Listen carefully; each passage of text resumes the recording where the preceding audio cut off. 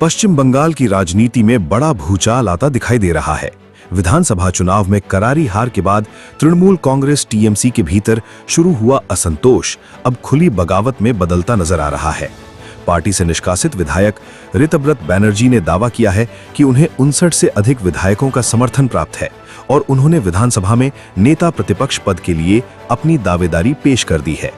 जानकारी के मुताबिक ऋतव्रत बैनर्जी और उनके समर्थक विधायकों ने विधानसभा अध्यक्ष को समर्थन पत्र सौंपे हैं।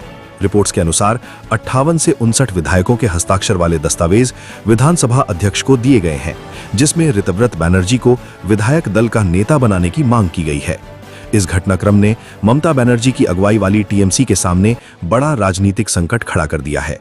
पार्टी नेतृत्व ने हाल ही में ऋतव्रत बैनर्जी और संदीपन साहा को कथित पार्टी विरोधी गतिविधियों के आरोप में निष्कासित किया था, लेकिन इसके बाद बागी खेमे की ताकत और बढ़ती दिखाई दे रही है। राजनीतिक जानकारों का मानना है कि यदि बागी गुट वास्तव में इतने विधायकों का समर्थन जुटाने में सफल रहा है तो पश्चिम बंगाल की राजनीति में बड़ा बदलाव देखने को मिल सकता है। हालांकि बागी नेताओं ने अपने पत्र में ममता बनर्जी को अब भी पार्टी की चेयरपर्सन बताया है, जिससे संकेत मिलता है कि विवाद पार्टी नेतृत्व और संगठनात्मक नियंत्रण को लेकर अधिक है। उधर संकट को देखते हुए टीएमसी ने राज्य में अपने कई प्रमुख संगठनात्मक और फ्रंटल विंग्स को भंग कर पुनर्गठन की प्रक्रिया शुरू कर दी है। इसे पार्टी में बढ़ती असंतुष्टि को नियंत्रित करने की कोशिश के रूप में देखा जा रहा है। फिलहाल पश्चिम बंगाल विधानसभा अध्यक्ष के फैसले पर सभी की नजरें टिकी हुई हैं। आने वाले दिनों में ये बगावत टीएमसी के लिए कितनी बड़ी चुनौती बनती है, ये देखना दिलचस्प होगा। He has expelled me, but I still believe I am with the Trinamool Congress. You have given a letter to the secretary over here. What letter? Letter for an election of SOP. No, I have not given anything. Trinamool Congress has given another one stating signed by Abhishek Banerjee. It states Shobhandev Chatterjee's name as the SOP. How are you? As far as the Bengal's 18th West Bengal State Legislative Assembly is concerned, Abhishek Banerjee is nobody of the State Legislative Assembly. I can tell that. Abhishek Banerjee is nobody of this 18th West Bengal State Legislative Assembly, loud and clear. It's being said that you are the mastermind behind getting a lot of elements of the Trinamool Congress and making a fracture out of it and creating another space which is calling itself the opposition. The Trinamool, Mamata Banerjee is saying that. See, she is a very tall leader. What she has said, I won't go into that. But as far myself is concerned, I have no idea about this. And if a lot of MLAs are listening to me, I am a backbencher.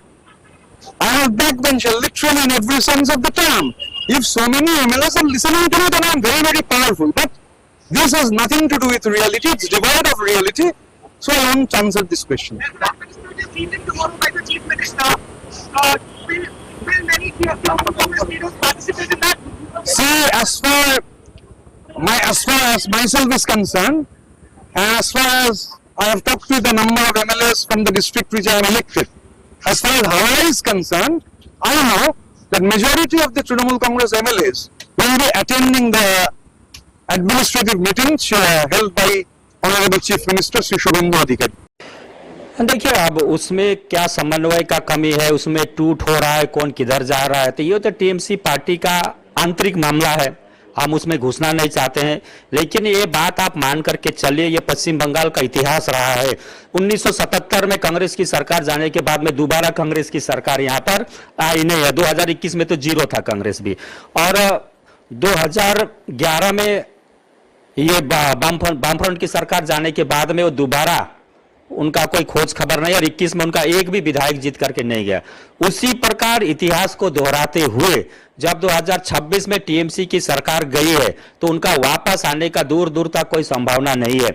जहां तक कांग्रेस की बात है, चलिए दिल्ली में कभी कभार रहती है और उनका थोड़ा बहुत ऑफिस वगैरह है तो थोड़ा चल सकता है, वामपंथी भी थोड़ा बहुत चल सकता है, लेकिन टीएमसी तो कोई पार्टी नहीं था, तो सिंडिकेट था, एक तो कंपनी था। ये कंपनी डूब जाने के बाद में इस कंपनी को पकड़ने वाला कौन है? ये ममता बनर्जी और अभिषेक बनर्जी का ये जो है एक सिंडिकेट था, एक कंपनी था। ये कंपनी अब डूब चुकी है और इसको बचाने वाला कोई नहीं है। आने वाला समय में इसका विनाश निश्चित है और ये दोबारा जिंदगी में कभी वापस नहीं आएगी टीएमसी पार्टी।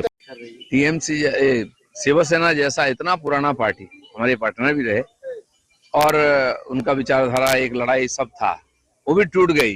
सत्ता की खेल में परिवार से निकलने के लिए। और ये तो अभी कुछ ही साल आए थे, सत्ता भोगे सब लोगों ने, परिवार से बाहर जाना चाहता है समाज, इसलिए मुझे लगता है ये लड़ाई है परिवारवाद के खिलाफ। अब देखिए होता क्या है। ब्यूरो रिपोर्ट, टीम लोकतंत्र का पाया न्यूज।